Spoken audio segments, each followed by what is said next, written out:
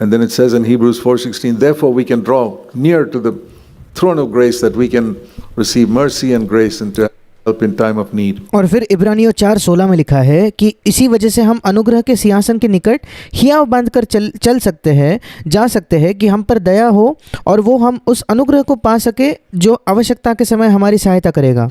And for those who are new here, let me explain to you what it says in Hebrews 4:16. What is the difference between mercy and grace? और आप में से जो यहाँ नए हैं उनके लिए मैं इस बात को बताना चाहता हूँ, समझाना चाहता हूँ कि इब्रानियों 4:16 हमें क्या बताता है और दया और अनुग्रह इन दोनों के बीच क्या अंतर है। I was a Christian for about 20 years before I understood the meaning of that, or at least 15 years. मैं लगभग 20 वर्षों तक मसीही जब मैं था तब तक मैं इसके बीच का अंतर नहीं जानता था। शायद पहले 15 वर्षों के मेरे मसीही जीवन के मैं दोनों के बीच के अंतर को नहीं जानता था। And I think many people sitting here do not know the difference between mercy and grace. और मुझे लगता है यहाँ बैठे हुए अधिकतर लोग दया और अनुग्रह के बीच क्या अंतर है वो नहीं जानते। You never find the word grace in the Old Testament. पुराने नियम में आपको अनुग्रह ये शब्द कहीं नहीं मिलता। Mercy is the great word in the Old Testament. पुराने नियम में दया ये महान शब्द है। Grace is a New Testament word. अनुग्रह ये नए नियम का शब्द है। And there's a tremendous difference. Mercy deals with the past. और दोनों में बहुत ज़्यादा अंतर है। दया जो है वो हमारे अतीत के साथ अतीत को मिटा देता है। Grace deals with our future. और अनुग्रह हमारे वर्तमान के हमारे भविष्य के संबंध में है। In a very simple way. बड़े साधारण तौर पर अगर मैं कहूँ तो Mercy deals with all the mistakes we have made in the past. दया जो है वो उन सारे गलतियों के लिए है जो हमने अतीत में किए हैं। Jesus never needed mercy. यीशु को कभी किसी दया की जरूरत नहीं थी।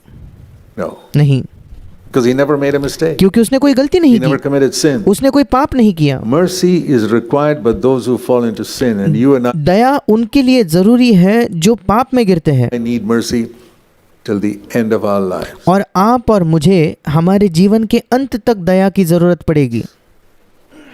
We come to Jesus and ask him to forgive us. That's mercy. हम यीशु के पास आते हैं और उससे मांगते हैं कि वो हमें क्षमा करे, वो है दया। And he gives it to us. और वो हम पर दया करता है, Forgiven. हम क्षमा पाते हैं। But then the new covenant leads us to experience grace. पर उसके बाद नई वाचा हमें हमारी अगुवाई करती है कि हम अनुग्रह का अनुभव करें। And do you know that Jesus needed grace to live on this earth? और क्या आप जानते हो कि इस पृथ्वी पर जीने के लिए यीशु मसीह को अनुग्रह की जरूरत थी?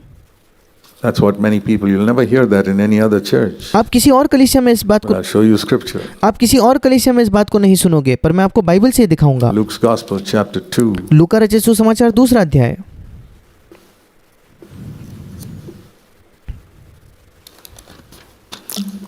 Luke's Gospel chapter 2. लूका रचित सुसमाचार 2 अध्याय। Talking about Jesus in verse 40. 40 वचन में वो यीशु के बारे में लिखा है। As a little child, जब वो छोटा बालक था,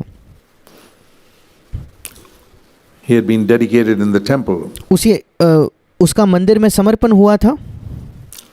In the previous verses, as a little baby. उसके पिछले वचनों में हम पढ़ते जब वो एक छोटा बालक था तो उसका मंदिर में उसको समर्पण किया गया था। And after that he came home with his mother.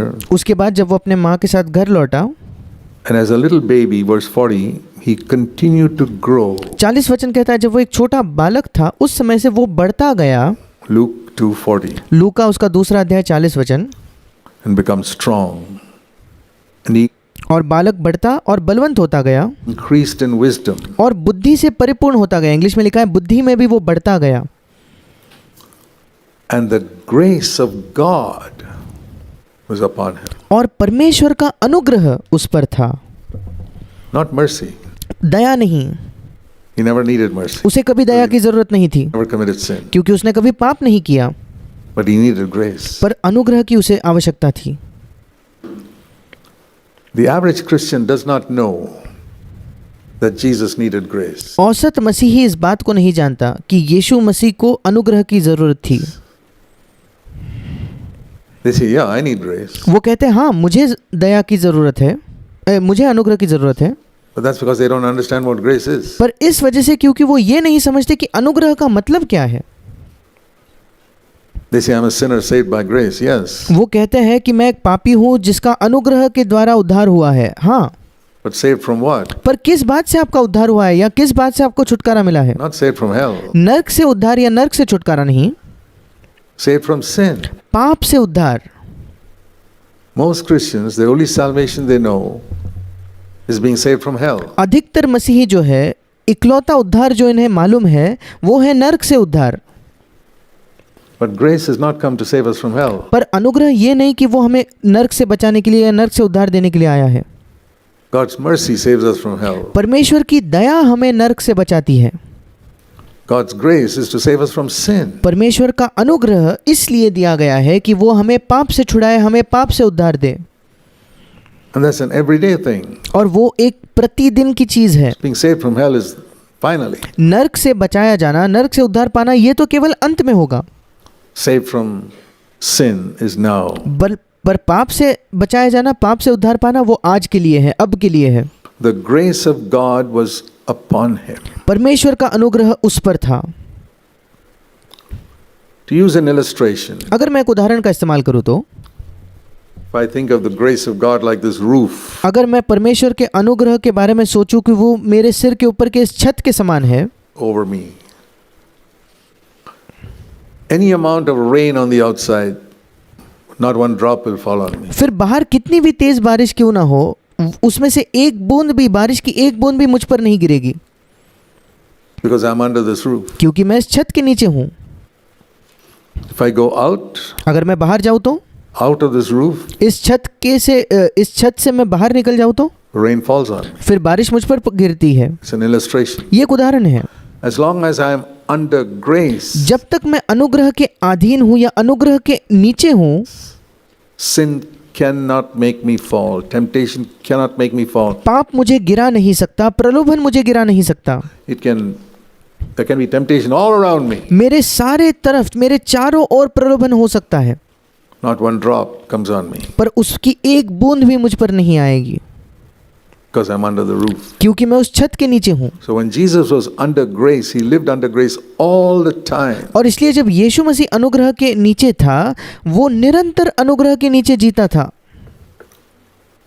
That was why not one drop of sin could fall on him. इसी वजह से यीशु पर एक बूंद भी पाप नहीं गिर पाया। One drop. Every temptation was overcome. एक बूंद भी नहीं, प्रत्येक प्रलोभन पर उसने विजय पाया। And he's our forerunner means और वो हमारा अग्रदूत, हमारा अग्रगामी है। उसका मतलब ये है, he has shown us how to run this race. उसने हमें ये दिखाया है कि हमें इस दौड़ को कैसे दौड़ना है। Stay under grace अनुग्रह के नीचे रहो all the time, निरंतर, and you will overcome sin all the time. और आप निरंतर पाप पर विजय पाओगे। So you saw that in Luke 2:40. आपने लूक का दूसरे अध्याय के 40 वचन में से देखा। Now turn with me to Romans 6 अब मेरे साथ निकालिए रोमियो की पत्री 6 अध्याय and verse 14. The same thing is mentioned here, Romeo 6:14, वही बात यहाँ भी लिखी है, which I just mentioned to you right now. अभी अभी जो मैंने आपसे कहा।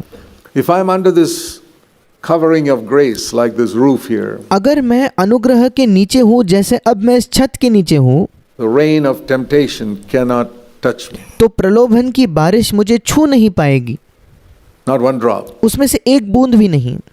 I'll be completely protected. मैं पूरी तरह, मेरा बचाव होगा, मेरी सुरक्षा It's होगी। not theories, actually real, and ये कोई केवल सिद्धांत या ऐसा नहीं है, ये बिल्कुल वास्तविक है I've proved it in my life. और मैंने इसे अपने जीवन में साबित किया है।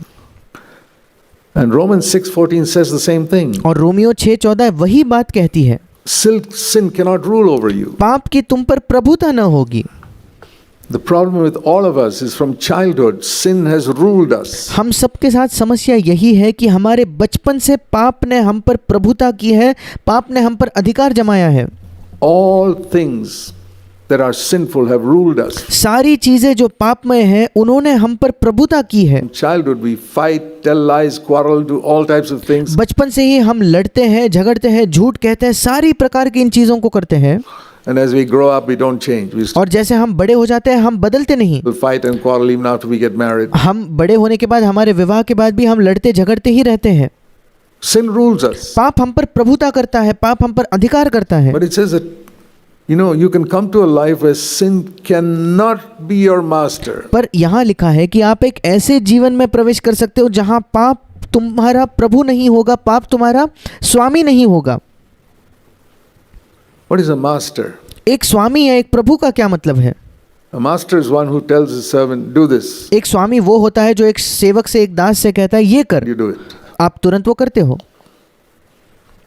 Don't do this. You won't do it. ये मत करो, आप नहीं करते। Master. वो है एक स्वामी। So when it says sin is a master, और जब यहाँ लिखा गया है कि पाप एक प्रभु या एक स्वामी के जैसा है, sin tells you, get angry with that person. पाप आपको बताता है कि उस व्यक्ति से गुस्सा करो, उस व्यक्ति से क्रोधित हो जाओ। You get angry. आप क्रोधित हो जाते हो। Don't forgive that person. उस व्यक्ति को क्षमा मत करो। You don't forgive that person. You're आप उस व्यक्ति को क्षमा नहीं करते। just obedient to sin. आप पाप के प्रति बिल्कुल आज्ञाकारी हो। You must be bitter against that person. उस व्यक्ति के खिलाफ आपको कड़वाहट रखनी है। You obey him. आप तुरंत उसकी आज्ञा मानते हो। Or your mother-in-law treated you very badly. Don't ever forgive her. या आपके सास ने आपके साथ बहुत ज़्यादा दुर्व्यवहार किया, उसको कभी क्षमा मत करो। Treat her badly. उसके साथ तुम भी दुर्व्यवहार करो। When she comes to your home, just give her a piece of your mind. जब वो आपके घर में आए तो उसको आप जो चाहे वो सुनाना, And you obey sin. और आप तुरंत पाप की बात मानते हो। We are obeying sin all the time. हम निरंतर पाप की बात मान रहे हैं, उसकी आज्ञा मान रहे हैं। We come and sit here in the church as holy people. और हम यहाँ कलीसिया में पवित्र लोग बनकर बैठते हैं। Hypocrites. पाखंडी है, 100% hypocrites. 100% हम पाखंडी हैं। Because we have not understood grace. क्योंकि हमने अनुग्रह को नहीं समझा है। I'm not blaming you. मैं आप पर दोष नहीं लगा रहा। I say if all the children in a class fail in mathematics, the problem is not probably with the students, probably with the teacher. मैं कहता हूँ अगर किसी कक्षा में सारे के सारे विद्यार्थी गणित विषय में फेल हो जाए तो शायद समस्या बच्चों में नहीं है, वो समस्या उनके शिक्षक की है।